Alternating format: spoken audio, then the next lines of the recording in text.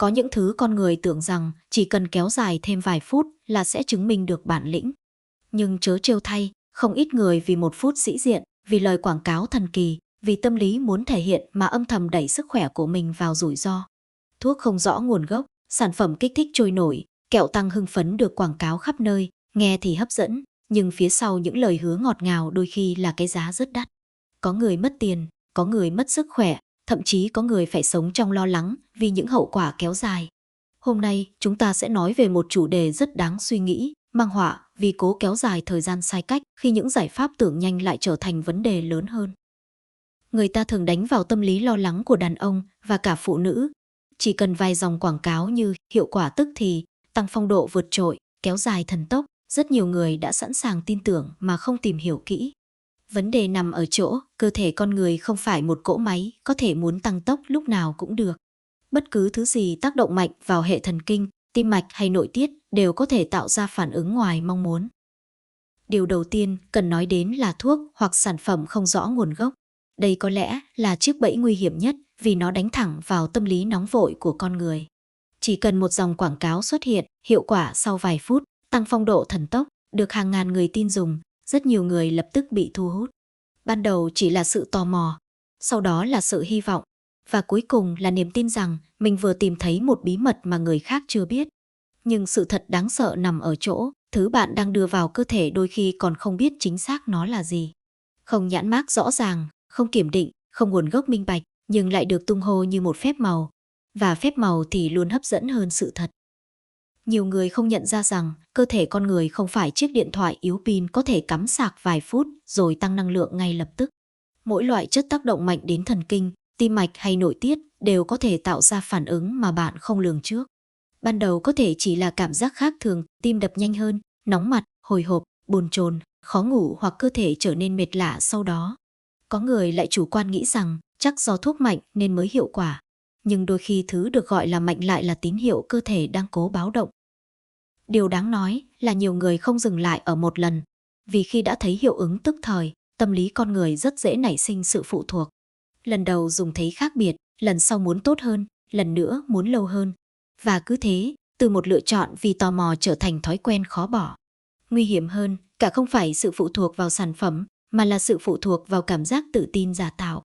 Đến một lúc nào đó, họ bắt đầu nghĩ, không có nó thì mình không đủ tốt, không có nó thì mình sẽ thất bại. Khi ấy vấn đề không còn nằm ở sức khỏe nữa, mà đã len lỏi vào tâm lý. Đáng sợ hơn là trên mạng hiện nay, rất nhiều sản phẩm được khoác lên vẻ ngoài cực kỳ chuyên nghiệp. Hình ảnh đẹp, lời chứng thực hấp dẫn, những bình luận khen ngợi xuất hiện dày đặc. Người xem nhìn vào tưởng như sản phẩm được kiểm chứng bởi cả thế giới. Nhưng đằng sau đó đôi khi chỉ là những chiêu quảng cáo đánh trúng nỗi lo và sự thiếu tự tin của người khác.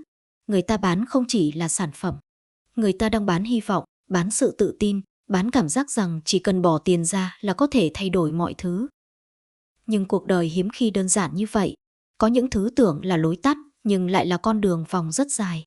Có người muốn mạnh hơn vài phút, nhưng đổi lại là nhiều ngày lo lắng. Có người muốn chứng minh bản thân, nhưng cuối cùng lại sống trong cảm giác bất an.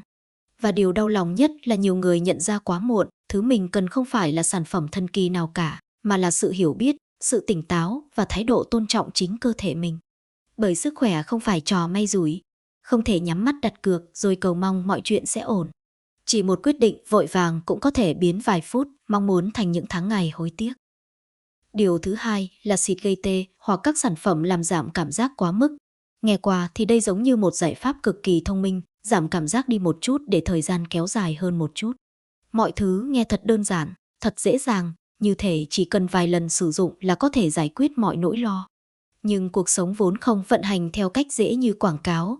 Cơ thể con người không phải một chiếc công tắc muốn bật mạnh là bật, muốn giảm là giảm. Khi bạn cố can thiệp quá mức vào cảm nhận tự nhiên của cơ thể, đôi khi cái mất đi không chỉ là cảm giác nhất thời, mà còn là sự cân bằng vốn có.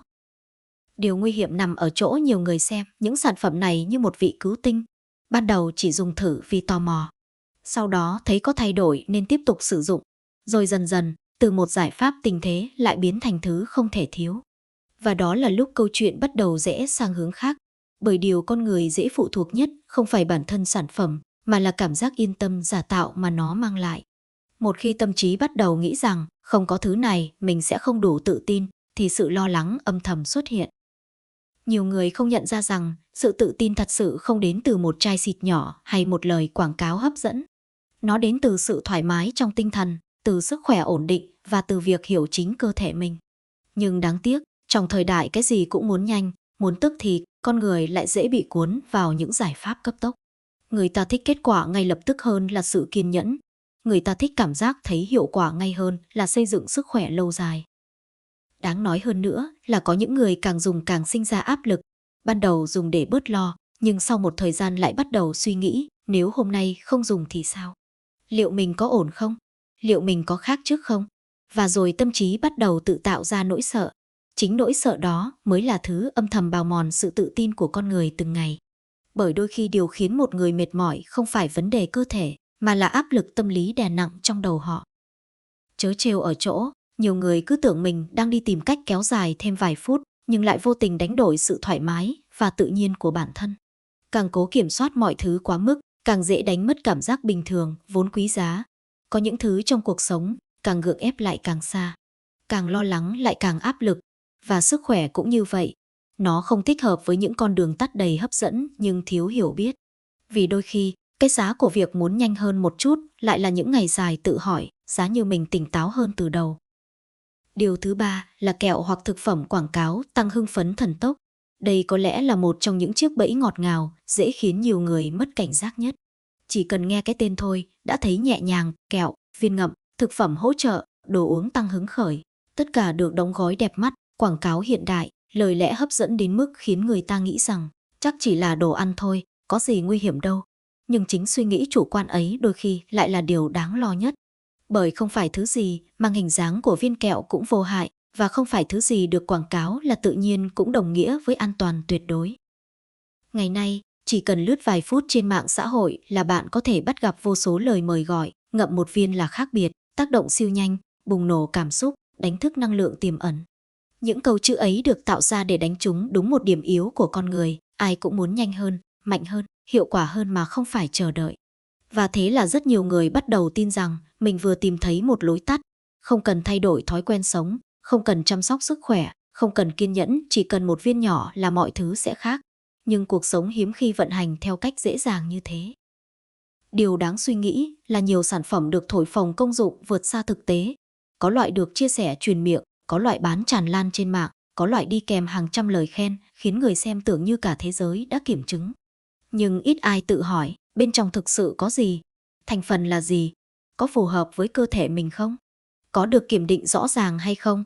Bởi cơ thể mỗi người giống như một bản thể riêng biệt, thứ người khác dùng thấy bình thường chưa chắc đã phù hợp với bạn.